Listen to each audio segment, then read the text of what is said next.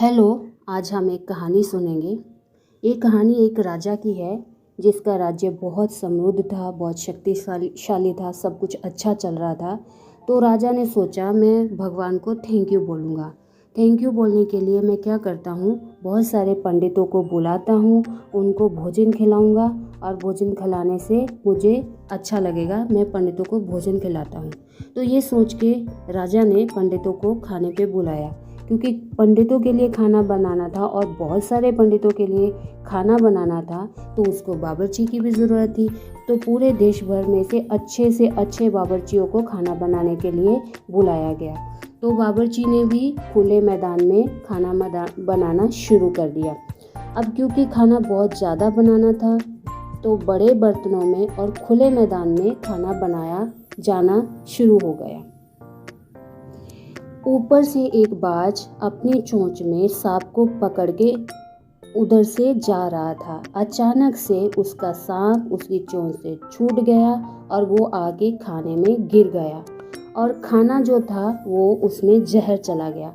अब क्योंकि बावर्ची को तो पता ही नहीं कि खाने में सांप है और खाने में जहर मिल गया है, तो बावर्ची को बिल्कुल भी इस बात का कोई अंदाज़ा नहीं है कि खाने में जहर मिल गया है। उसने बिन ऐसे ही जैसे खाना बनाया अपने प्रेम से अच्छे से, वो खाना बावर्ची ने अपने सारे पुरोहितों को ऐसे ही बांट दिया। सारा खाना उसने पुरोहितों को, अपने पंडितों को सर्व कर दिया।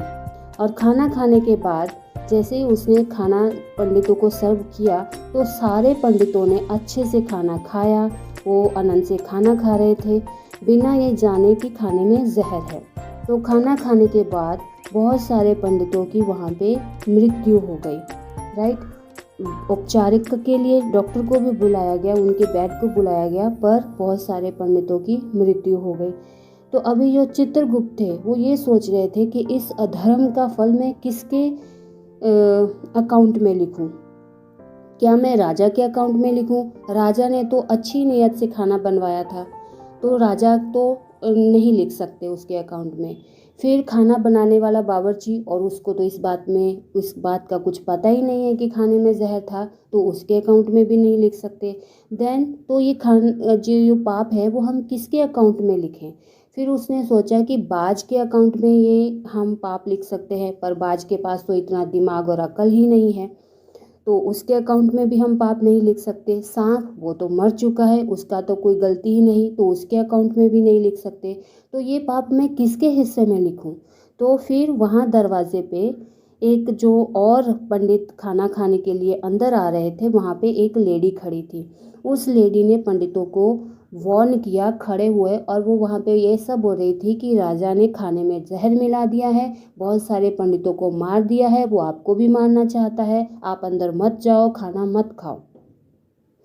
उसने अगर ये बताना होता तो वो सिर्फ ऐसा बोलती कि खाने में जहर है, आप लोग अंदर मत जाओ, खाना मत खाओ। पर उसने क्या, अपनी तरफ से दो चार बातें लगा के बढ़ा चढ़ा के बोला, तो चंद्रगुप्त को तुरंत ही अपना शिकार मिल गया और उसने सारा का सारा जो पाप था वो इस लेडी के हिस्से में लिख दिया। तो अभी हमें इस कहानी से ये शिक्षा मिलती है कि हमें दूसरों के कुकर्मों का फल अपने अकाउंट में बिल्कुल भी नहीं लिखवाना है। हमें अपने कर्मों का फल जो हमारे अकाउंट में नोटिस हो रहा है, हमें उस पर ज़रा ध्यान देना है। हर किसी का ऐसे दुष्कर्मों का फल हम अपने अकाउंट में नहीं लिखवा सकते। So please be careful and hope so you enjoyed the story. See you next time. Bye.